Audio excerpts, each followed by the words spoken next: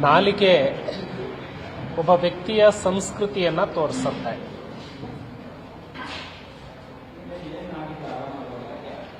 ಒಂದು ಪಕ್ಷದ ಮುಖಂಡ ಆತನ ಮಾತು ನಡವಳಿಕೆಗಳು ಪಕ್ಷದ ಸಂಸ್ಕಾರವನ್ನ ತೋರಿಸ್ತವೆ.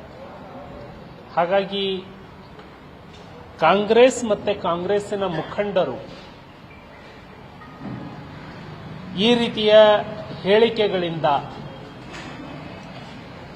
ಕೋಟ್ಯಾಂತರ ರಾಮ ಭಕ್ತರ ಮನಸ್ಸಿಗೆ ಬಹಳಷ್ಟು ನೋವನ್ನ ಉಂಟು ಮಾಡಿದ್ದಾರೆ.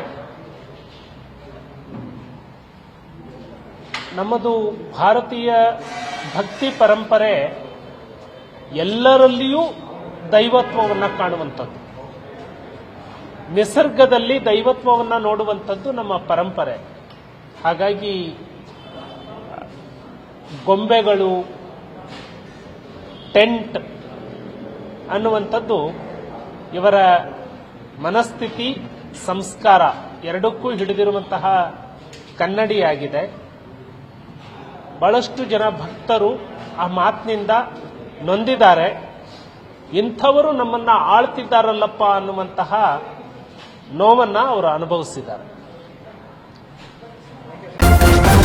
ನ್ಯೂಸ್ ಫಸ್ಟ್ ನಿರ್ಭೀತಿಯಿಂದ ನಿಮ್ಮ ಪರವಾಗಿ.